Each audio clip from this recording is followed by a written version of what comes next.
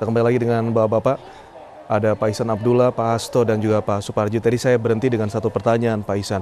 Ada satu reaksi yang cukup besar setelah apa yang disampaikan Basuki di sidang ke-8, yaitu permohonan maaf tadi. Dari video pun disampaikan oleh Pak Basuki, kemudian ada beberapa pejabat-pejabat UM hadir ke rumah Kiai Haji Ma'ruf Amin untuk meminta maaf. Masyarakat juga bertanya-tanya dengan reaksi permintaan maaf yang luar biasa ini. Tidak hanya untuk, memang silaturahmi atau permintaan maaf itu adalah hal yang bahasa ketimuran kita gitu. Tapi orang juga bertanya ada apa di balik itu. Dari MUI sendiri melihatnya bagaimana, Pak? Permohonan maaf itu hal yang terpuji. Ya. Terpuji. Sesuatu yang baik dan sesuai dengan adat tradisi budaya kita. Tetapi kemudian pertanyaan selanjutnya, permohonan maaf ini kan juga sekaligus mengandung konsekuensi hukum. Bahwa yang bersangkutan telah menyadari melakukan kesalahan.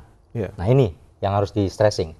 Nah karena sudah menyadari dan melakukan tadi berbuat kekeliruan atau kesalahan dan minta maaf, seyogianya juga ini menjadi poin bahwa jangan lagi melakukan perbuatan seperti ini. Tetapi yang terjadi kan ini lagi-lagi melakukan dan minta maaf, lagi-lagi melakukan minta maaf. Sama halnya di jalan raya yang juga ada etika, Pak Hasto, Mas Parji, ya kan? Bahwa kalau kita melanggar di jalan raya tentu akan diingatkan oleh polisi. Bahkan kalau di jalan raya lebih keras. Ada sanksinya. Langsung disanksi, ditilang.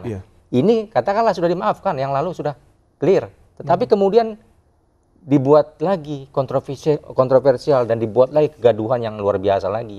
Ini lagi-lagi karena ucapannya. Dan ketika juga lagi-lagi minta maaf, ya kita maafkan. Tetapi tadi bahwa proses hukum itu harus berjalan. Karena apa? Ini sudah di ranah hukum, sudah di pengadilan. Nah, seyogianya pula, semua saja apakah Pak Basuki Cahayapurnama dan pengacaranya lebih-lebih, ini memahami bagaimana mengambil empati, bagaimana mengambil simpati masyarakat, publik, dan semua. Tidak kemudian malah melontarkan hal-hal yang sangat tidak etik ya. Bagaimana kemudian menuduh, menjudgment, mendrill, kemudian bahkan mengintimidasi bahwa kesaksiannya seorang ulama yang kita hormati itu kesaksian yang palsu, yang diintimidasi bahkan dengan ancaman untuk dilaporkan.